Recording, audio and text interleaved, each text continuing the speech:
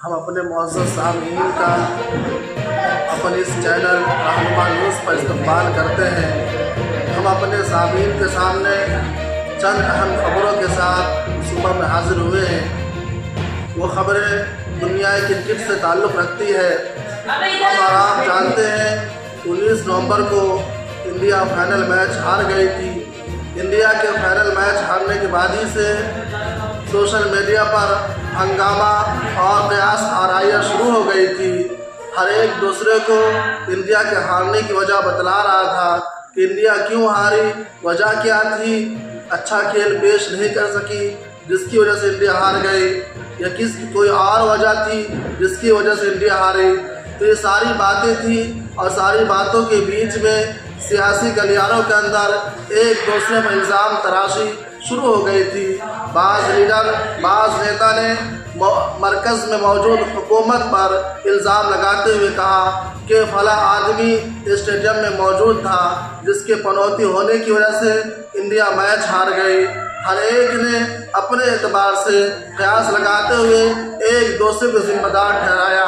इसी बीच एक बड़ी खबर आ रही है बंगाल से कि बंगाल की सीएम ममता बनर्जी ने कहा, उन्होंने एक सीधा सा निशाना साधते हुए कहा कि अगर कोलकाता के अंदर मैच होता तो टीम इंडिया मैच जीत जाती। हिंदुस्तान ने विश्व कप के अंदर सारे मैच जीते हैं और अच्छा खेल पेश किए, सिवाय एक मैच के जो हिंदुस्तान हार गई, वो भी किसी एक पापी के वहाँ मौजूद होने की वजह से टीम इंडिया मैच हार गई। तो ममता बनर्जी ने सीधा निशाना साधते हुए वज़ीर आज़म को निशाने पर लिया और कहा कि हिंदुस्तान के पीएम और अमित शाह के स्टेडियम में मौजूद होने की वजह से हिंदुस्तान मैच हार गई।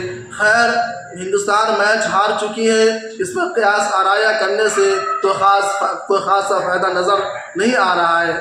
दूसरी बात हम आपको बतलाते चलें कि जब विश्व कप शुरू हुआ था तो विश्व कप शुरू होने से पहले ही हिंदुस्तान के साबिक़ और कामयाब तरीन कप्तान MS धोनी एक इंटरव्यू में कहे थे, उन्होंने कहा था जब एंकर ने उससे पूछा कि इस दफ़ा हिंदुस्तान के चांस ज़्यादा है, फाइनल जीत सकती है और कप उठा सकती है, इस मौके से MS धोनी ने कहा था कि अभी कुछ मत बोल। उसका ये जुमला बहुत ही सोशल मीडिया पर वायरल हो रहा है और चल रहा है। उन्होंने कहा जब तुम पहला मैच जीत जाओ तब भी कुछ मत बोलो, उसके अलावा मैच जीतो तब भी कुछ मत बोलो, और जब सेमीफाइनल तक पहुंच जाओ और सेमीफाइनल जीत जाओ तब भी कुछ मत बोलो, फाइनल तक पहुंच जाओ तब भी कुछ मत बोलो। इस पर एंकर ने कहा था कि हम बोले तो कब बोले, तो MS धोनी ने कहा कि वो चीज़ जो सबको चाहिए वो हासिल ना हो जाए जब तक कुछ मत बोलो। क्यों? वजह ये थी कि ज़्यादा बोलने से, ज़्यादा हंगामा आराई करने से, ज़्यादा शोर भड़पा करने से हो सकता है कि किसी की नज़र लग जाए, किसी की नज़र बद लग जाए और हिंदुस्तान पर उसका असर हो और हिंदुस्तान मैच हार जाए। यही वजह है कि हिंदुस्तान शुरू में अच्छा खेल पेश किए और लगातार 10 मैच जीतकर फाइनल में गए, लेकिन फाइनल में इत्तेफाक ऐसा हुआ कि कोई खिलाड़ी अच्छे तरीके से अपनी कारकर्दगी पेश नहीं कर सका, जिसकी वजह से पहले बैटिंग करते हुए हिंदुस्तान एक अच्छा और मजबूत स्कोर नहीं कर सका, जिसकी वजह से बाद में ऑस्ट्रेलिया ने उस हदफ को बहुत आसानी के साथ पूरा कर लिया। अफसोस इस बात पर है कि हिंदुस्तान के सारे खिलाड़ी इस टूर्नामेंट वो विश्व कप के अंदर अच्छी कारकर्दगी और अच्छे फॉर्म में थे, लेकिन जब पूरा हिंदुस्तान की पूरी बैटिंग देखी जाती है तो 10 ओवर, शुरू के 10 ओवर को छोड़कर 10 से 50 ओवर के बीच में सिर्फ 4 चौके लगे थे और छक्के एक भी नहीं आए थे। इससे अंदाज़ा लगता है कि हिंदुस्तान के खिलाड़ी कितने दबाव में आ गए थे, जिसकी वजह से 10 से 50 ओवर के बीच में 4 चौके के अलावा कोई दूसरी बाउंड्री नहीं आई, एक भी छक्का नहीं आया।